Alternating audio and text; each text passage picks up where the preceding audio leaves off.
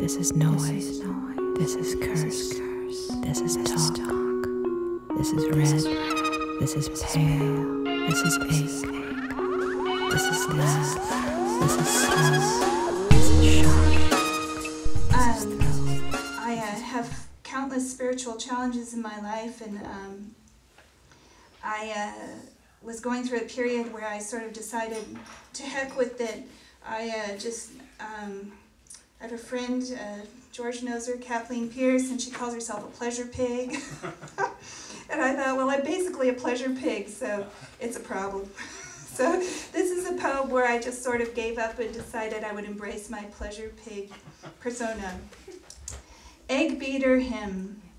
Bacon on saran, phantasmagoric, the muslin rippling over French doors, coarseness of substances needed, the violence with which they once were torn, healing all the rhythmic striations of cream and yolk, powder from Zanzibar, consanguinity of cheddar, and a child passing the pectin and elderberries glistening on the violet dish.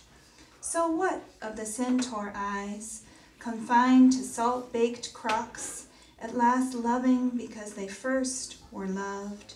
Yes, that fat mug seam, crepey, tucked, is scrotal. Give me attachment or give me death.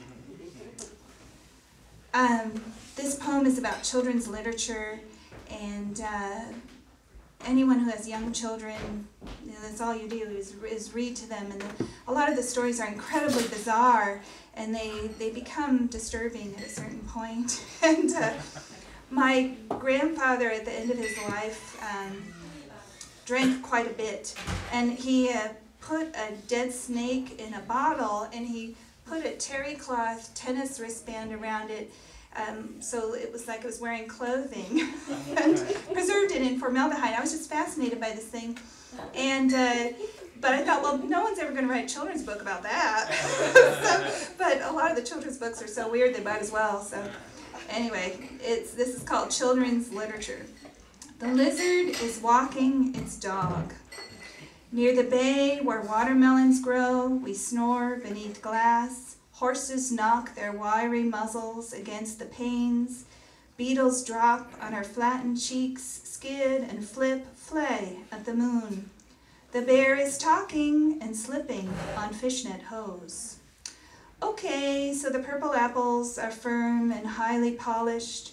We see on their surface our reflected lashless lids, wart-daub nose, then ponder eyeliner and surgery. Almost anything can grow legs and arms, speak adorably, sing, and dance. Keep an eye on that ancient loaf of pumpernickel. My grandfather placed a dead serpent in formaldehyde soup in a bottle. It wore a terry cloth tennis wristband like a sweater. Its tail was crammed inside a baby shoe. No one ever wrote a book about it. Let's see. I'll just read a couple more and then y'all can drink.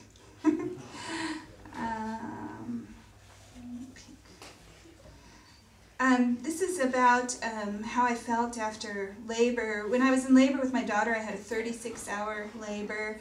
It was dry labor. My water had broke right away, and it was back labor. She was transverse and posterior, and Tom knows all this, and it was very exhausting. I even broke my tailbone during labor. So this is the aftermath. Following labor, alchemy. Calcinatio, burning via fire. And these are all Italian terms that were used in instructions for how to do alchemy. Sculptural with exhaustion. Watching again and again the infant clamp on one cracked nipple, then the next. Sepia bedclothes cocoon, volcanic. The instant is paralysis. Will no one come? Will nothing appear? Solutio, diffusing into water. Alarm clock whirs and slaps. As preface to the coming storm, streetlight shadows jitterbug, demonic. The infant squalls over emotions that burr, rise to descend. This flesh is a used lake, and you, he, she, they, we, it all are to blame. Not? Hush of the ancients. Then, as if on a summer sidewalk, the windows begin to melt. Sublimatio ascending in air. A hallway unexpectedly speaks in variations, spokes of sundust reassuring as nursery rhymes, velvet edges like even songs, snappy stanzas of light and dark, geometry dazzles. From the kitchen of familiar, leagues below, aroma of the husband's fried potatoes ascends. Mockingbird dallies as the infant sleeps, frustrated breast milk runnels branch web into satellite visions of highways. Coagulatio descending into earth. Finally, a baby uplooks, owlish, adoring. The love fall thus begins, a spectral trumpet vine, worry glorying downward, twisting about my neck, tonguing clavicle, lace making on my swollen chest. Its open, blossoming throats, widening, pressing into breasts, a tightening and a tugging forth, El Dorado at last, this self so roughly milked into splendor. Okay, let's see. This last poem I'm going to read is about labyrinths, and the history of labyrinths is thousands of years old, and ancient diviners, particularly in Mesopotamia, used to slaughter animals. I mean, this actually has been practiced through many different cultures.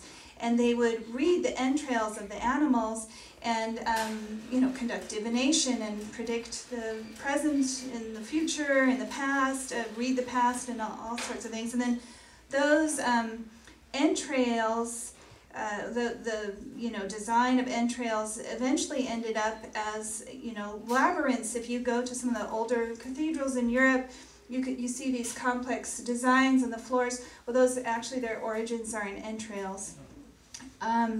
And of course, people still build labyrinths all the time. This poem is about love. What we fail to read is reading us. My gone love, there are so many paths, blank and mute, blind like worms nosing loam. Mesopotamian diviners, bewildered, hunted wisdom by reading them, studying entrails of sacrificed creatures. They saw palaces of the intestines in which God revealed futures both possible and real. Pressed coil to coil, those bowels would match cathedral labyrinth mosaics, worn into thin troughs by footsteps of penitence. Mere skin separates the cool marble floors from pilgrims' hot inner skeins, walls mortal depths away from exterior wonders. Remove that sheath, and all life becomes probe electric. Butterflies can dip wings, soft shards between jumping muscles.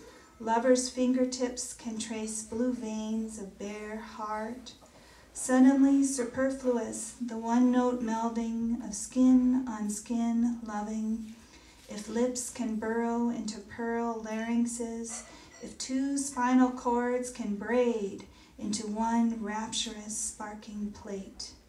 That all can be for pure love discards the rational, as its pursuit breeds nothing but monsters. So, my phantom love, you may absorb this without eyes, without skin. The body of the beloved is neither clay, nor glass, nor granite. Enter. That's it. Thank you. Thank you.